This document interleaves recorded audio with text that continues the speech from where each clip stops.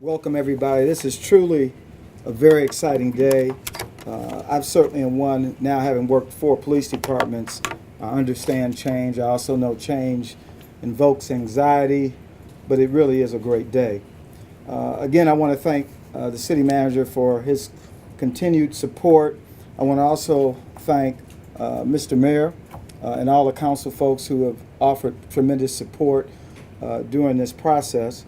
I want to acknowledge Captain Paul Humphreys, Captain Humphreys, who is in the back, who really was an integral part, worked as a liaison throughout the audit process. But I also want to thank and show appreciation to the men and women of this great organization whose candor and willingness to talk to the consultants during this process was very beneficial in getting insights. I want to also, and lastly, thank Bob Wasserman, who was the principal consultant in this process, who really has had an opportunity to work with many different large police departments, and the insights that he provided me throughout this process, and also the recommendations that you'll hear shortly about. Again, this is something that took several months. They really, in about 2 months, came up with a 150-page document with significant insights and recommendations of the Cincinnati Police Department. The one thing that the consultants mentioned, and I guess by accident I hit the button, so this is our new organizational chart, so I'm jumping ahead. But the consultants referred to the Cincinnati Police Department as a good police agency. And they also acknowledged the fact that the department had learned significantly from its prior mistakes. When you look at federal government oversight that the department was under for some years, and the continuing work with the community collaborative, the consultants felt that it's reflected in how the officers work in the neighborhoods each and every day. So what I'm going to do is identify, there were 9 recommendations that the consultants identified. I'm going to quickly go through a snapshot of those recommendations.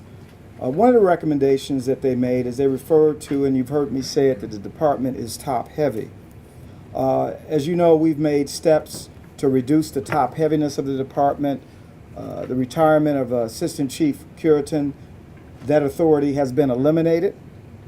We've also, in that same time frame, we are in the process of reducing through attrition 4 captains and 7 lieutenants. Another recommendation that the consultants made was increasing the number of officers who return to our neighborhoods, our districts. As you know, effective yesterday, 50 officers were returned to the districts, 10 of which were sergeants. So roughly 40. There has been 1 retirement since our reassessment. I've also reported that as the consultants did their work, they were looking at the various districts. In one district, District 4, certainly was a district that was in need of additional staffing, and it appeared that through attrition, retirements, that we needed to put more staff, which was reflected in the report. So we've added 16 police officers, not new police officers, reassigned to District 4. Another recommendation was strengthening the coordination between felonious assaults and homicide investigations. That coordination has already began since the start of this year, and we're seeing more communications between the districts and our criminal investigations section.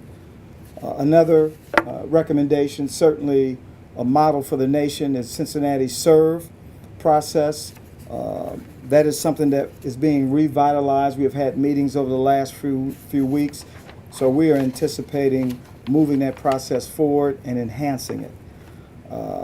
You heard me talk about CompStat. That was a big recommendation by the consultants, and I and the department had a soft rollout the last quarter of last year. We're in the process of solidifying CompStat.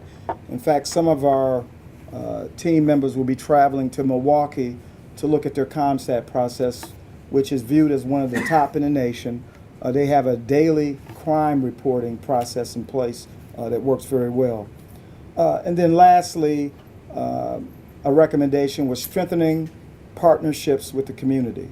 And again, I reported that the department made great strides following the federal oversight. We see it as an opportunity to take it to the next level. But as we look at this report, we identified 5 interrelated themes, and I'll go quickly through those. We looked at the work environment. You've heard me talk about cops count. It's important to listen to the cops. We know that we want an organization that encourages creativity, communication, and teamwork. Cincinnati Police Department, no different than many major city police departments across the country, tend to operate in a very hierarchical, rigid, paramilitary structure. And so we're in the process of changing that.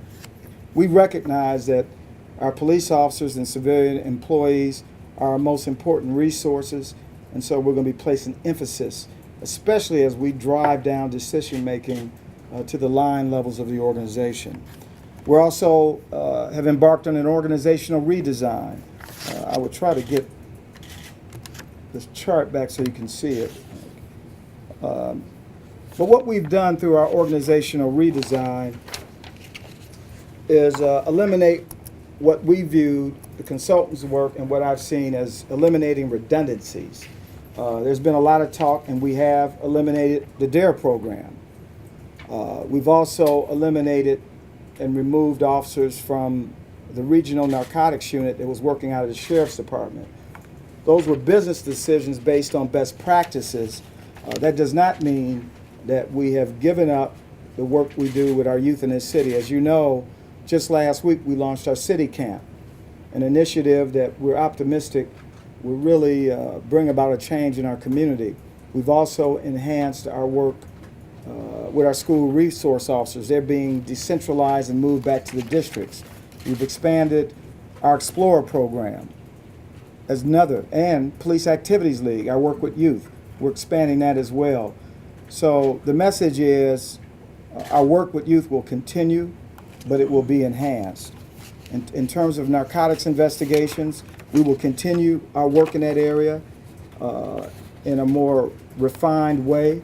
We're working very closely with the DEA, and so we're excited about the future of that work and what it will bring to the city in creating a safe environment. Again, we talked about emphasizing neighborhood policing. Significant changes that the Patrol Bureau is now being renamed Neighborhood Policing Bureau to really reflect Cincinnati. Cincinnati is made of 52 neighborhoods, and we feel it's best that we rename that to the Neighborhood Policing Bureau. Again, I talked in the past, and we're going to be moving forward on creating a Chiefs Community Advisory Board. That's also in progress. One of the things that was noted in the report is just the quality and effectiveness of our investigations by our investigators. We are looking to implement a state-of-the-art case management system. That is in progress. Again, I talked briefly about the coordination of our detectives in the districts and detectives in criminal investigations section, better coordination and better communications. It has been my direction since I've gotten here that we will focus on violent crimes and their causes. In fact, as I've reported, we ended the year with a 12% reduction in violent crime. Lastly, but as important, is looking at our overall information technology and how we can best improve that. The question will come up, as I know, is that where do we go next? Captain Bailey, who's in the back, is Captain Bailey here? Captain Bailey has been reassigned from District 5 as our planning commander. Very significant role in the police department as we move forward. We will be developing a strategic planning process that will involve a cross-section of the department. We will also have union representation. We have Kathy Harold here in the back who is aware of that. So that's the future of the organization.